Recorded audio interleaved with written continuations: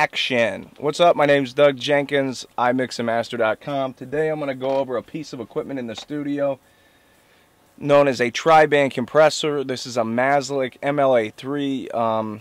It excels in creating space. That's what it's pretty much its goal in life is. No, anyways, we're going to go through a few things and show you how a multi-band compressor can help your recordings. We're also going to, run a live feed in so you can hear some of the examples. We're going to run a chain of the dangerous, the manley. They're both in bypass at this time, and we're going to actually just mess with the highs and lows. I'm going to do a little EQ test, and I'm going to tell you what I'm EQing out. So I'm going to bypass these. I'm going to listen to the song.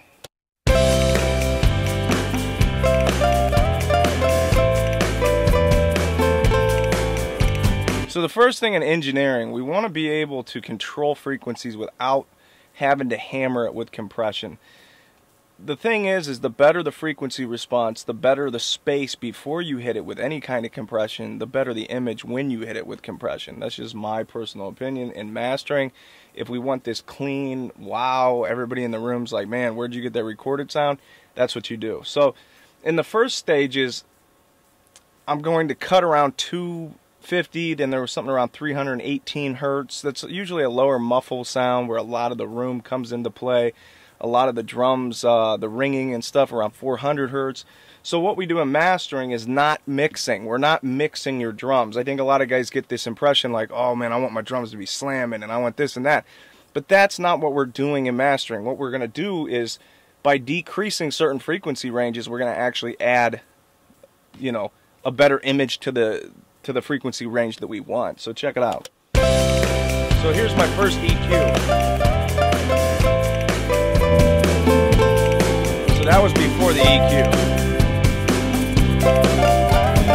Hear how it's real muffled, and then with the EQ. I just left town, leaving west of Memphis, 300. Now something I'm hearing in the second round here is just a little bit of a tuck around 205 hertz. Watch. Once again.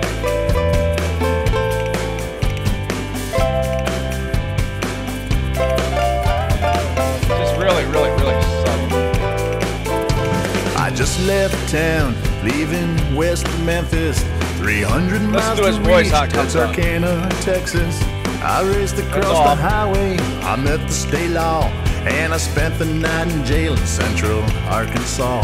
Here's the I woke the next morning, I made my bail, stopped to have me a bite and a pint of cream ale. I walked downtown. So by getting rid of all those frequencies, what happened was now we have this image that I like. I rolled off actually low, did a high pass, and it really is not even hitting into the 20. It's just taking away rumble. But I usually just go back and forth until I hear the JBLs that we use just become a little bit more refined. It's not taken away from the low end, and these speakers are fantastic for the low end, by the way. So anyways, then I had the third EQ where I added a little bit of a bump in the 80 hertz range. It just sounded better on the song. So it's a little more rock modern. And also I set it up for the compressor. Here's one. That's on. That's off. Either way, it's great. I just left town, leaving west. So when we talk about a $50 master, this is our $50 mastering service. But if you get into the $200, $300 masters, we'll send you this one, send you one without that, send you one with the multiband, one without the multiband, send you one with a different limiter, send you one maybe with, higher end vocals, and maybe do a live session with you and say, hey, let's get exactly what your sound is. So let me just adjust one more thing, a little seek and destroy.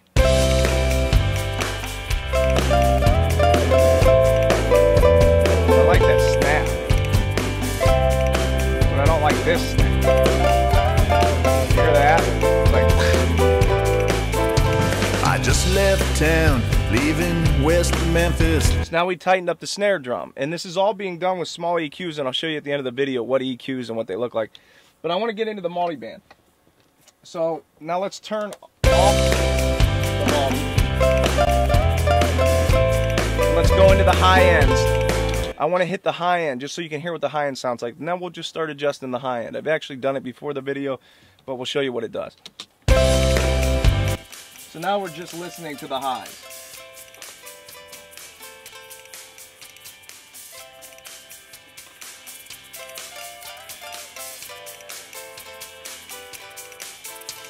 I just left town, leaving west of Memphis, 300 miles to reach Texarkana, Texas. I raced across the highway. It's like heavy control, a lot of threshold. I don't want to take away the dynamics, I just want to control the dynamics. That's a key. Mid-range is going to be a lot louder. Walk downtown to the flying saucer. Now let me take the EQ off and listen to it real quick. And I looked up and saw her staring at me from across the bar. She had a tattoo on her arm and she was playing guitar. Little rock. Very smooth, but not taken away from you. You can touch this a little more. My first day in Little Rock. Now you can hear his backup vocals more. So I'll roll with this, maybe give it a little more attitude.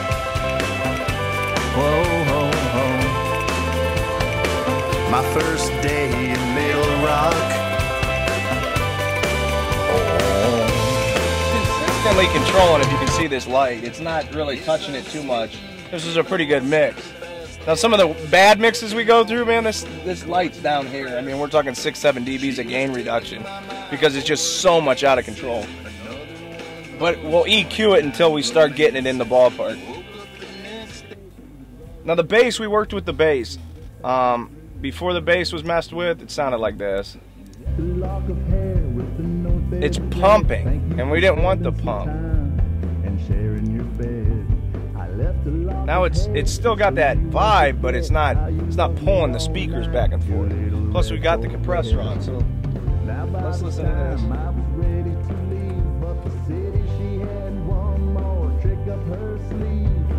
When somebody talks about not knowing how to compress a sound, the number one thing we talk about is the sound is just squashed. Watch, this is over compressed. This is wrong compression. But this compressor is really hard to make it sound wrong, because it still sounds pretty cool. You actually got more kick coming.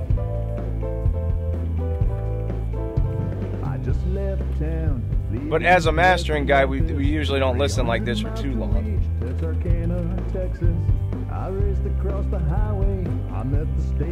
So let's blend them. Jail in Central Arkansas. I woke the next morning, I made my bail. Stopped to have me a bite and a pint of cream ale. Walked downtown to the flying saucer, then the whole world stopped when I looked up and saw her staring at me from across the bar. She had a tattoo down her arm and she was playing guitar in Little Rock. Whoa,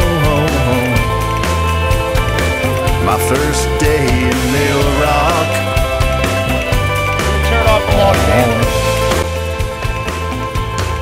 It's a Little Rock. Adjust the volume, obviously, is gonna move. My first day in Little Rock. You just hear the clear. Lot more defined. Yes, I was smitten, and I must confess that I was putting on the full court and press. She was taken by my forward advances. Another one of those one-night romances. I woke up the next day, she was already gone. She was just passing through on her way to Tucson. She left a lock of hair with a note that read, "Thank you for spending we want to some bring some of time that tone back and sharing your right bed." I left a lock of hair so you won't forget how you loved me all night. Two little red Corvettes. Now by this time I was ready to leave, but the city, she had one more trick up her sleeve. Little Rock. Finish it with the dangerous to bring a little higher. I fell in love with Little Rock.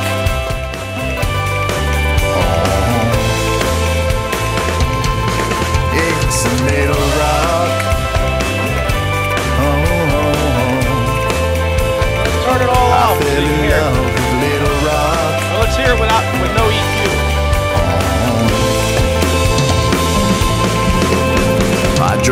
across the country from Akron to LA. And even with hardware, you're hearing a flattened image because there was frequencies we needed to control before it hits the compressor. And that, I can't explain that enough. That happens more times than not. Home-based studios, you just sort of just slap it up there, you slap a limiter on it, and then you get this sound. Just everything's way up front. EQ it a little bit. Nice and even.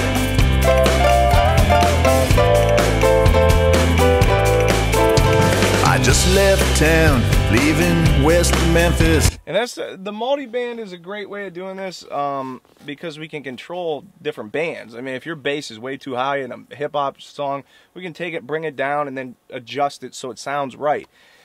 I think the number one thing that I can explain to you, our higher-end mastering service, we will go and spend, 45 minutes just EQing, just back and forth. It's almost like gradual, brush strokes, back and forth until it just becomes so defined and the song sounds incredible.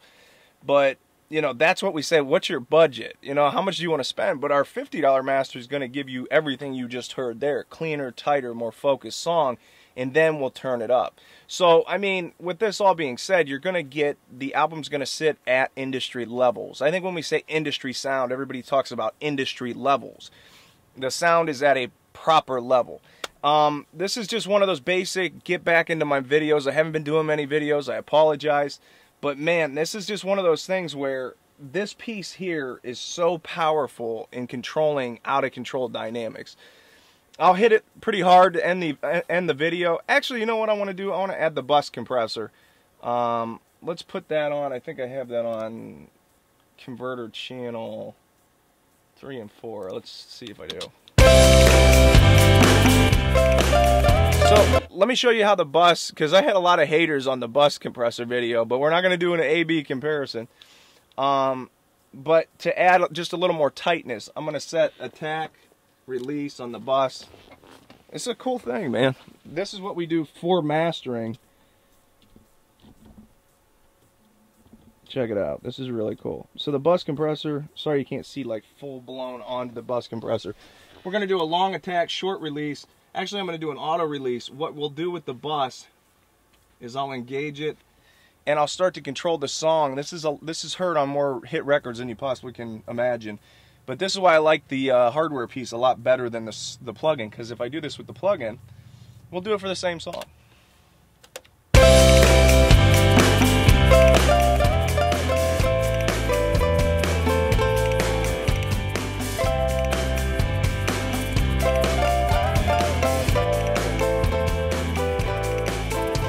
I just left town, leaving west Memphis.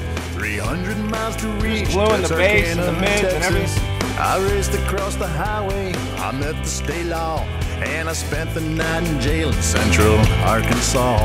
I woke the next morning, I made my bail, stopped to have me a bite and a pint of cream ale. I walked downtown to the Flying Saucer, then the whole world stopped when I looked up and saw her staring at me from across the bar. She had a tattoo down her arm and she was playing guitar. In Little Rock, whoa,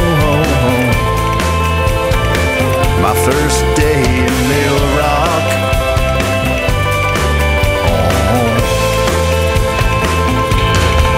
By the way we hit it, now I'm listening to the high end go a little out of control, so check this out as we hit the tri-band over here, the maselec.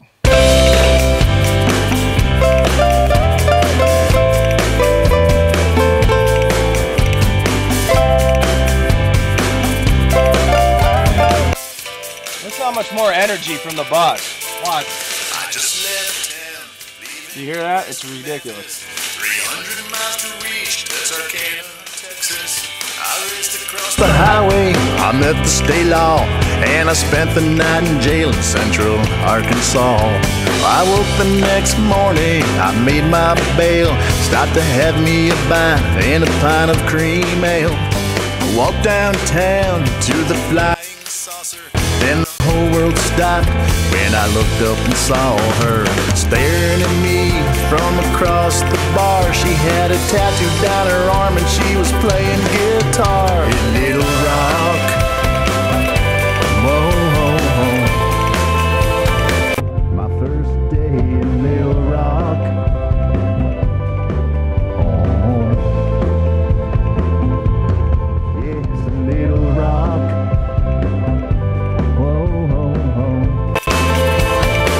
My first day in Little Rock.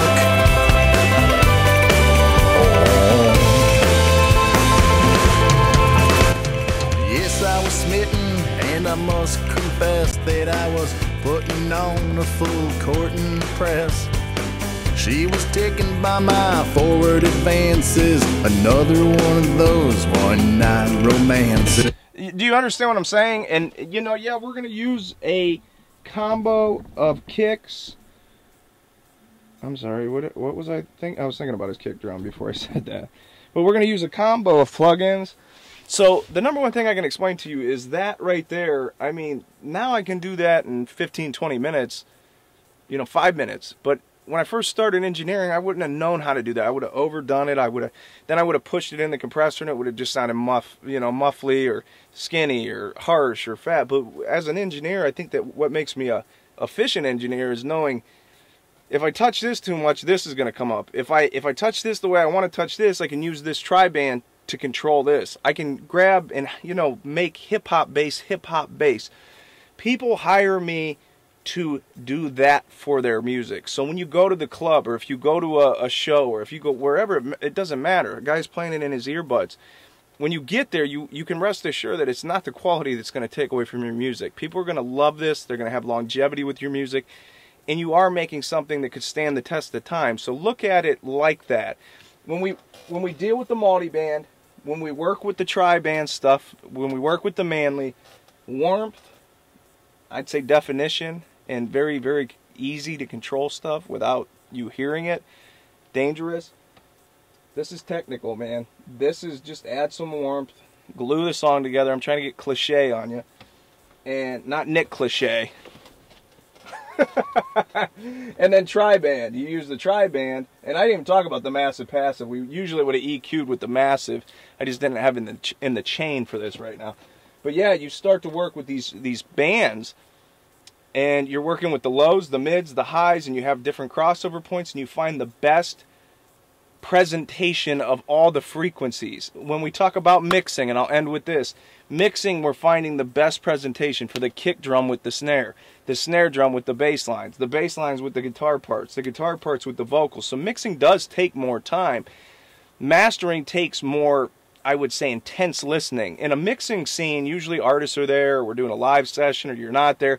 There's a lot of room for error still, because you might go, man, you got this bass line mixed with the vocals mixed with this, and it just blends right. But when us as mastering engineers, we humble ourselves back and we go, the bass and the low mids and stuff, dude, it does sound incredible, but you're losing everything else in the song. So can we control that, keep what you like, and make it the best song out there? Mastering is more important than anything out today as far as indie guys working from home. I would put it this way, because I don't want the mixing guys to get mad. Mixing and mastering is what will take you from, oh yeah, we started a record label in our basement, to, you know what, these guys actually have something. And if you invest that money, and you continue to invest that money, don't ever look at it like, oh, you're just paying some guy to do something. Get around professionals, and it's always fun. Trust me, it's the funnest thing when you come back and your song sounds great. This is the best part about my job, when somebody that I did a song for calls me up like they just hit the lottery. And it's like, dude, that's what we do this for. And now you have a little bit of a sound demo of the maselec. You got some of the bus, you got some of the dangerous, and you got some of the manley. And it's just all how we work together to make this song the best it can be. So my name's Doug Jenkins, imixandmaster.com. Sorry I haven't been doing as many videos. I need to get back on that, and that's my goal for this year, to get back on the videos and try to do one a week. It's just been very busy. I thank God for the opportunities that I get in my studio, and I continue to mix music for people. And I just screwed that up. I continue to master more than I mix, but I do mix too. So if you want the mix done, we set a week for that, then we'll master it. Don't like how much for mixing and mastering. Don't do that to me, please, because we got to separate. How much for the mix, how much for the master, how much for the mix, how much for the master. Peace.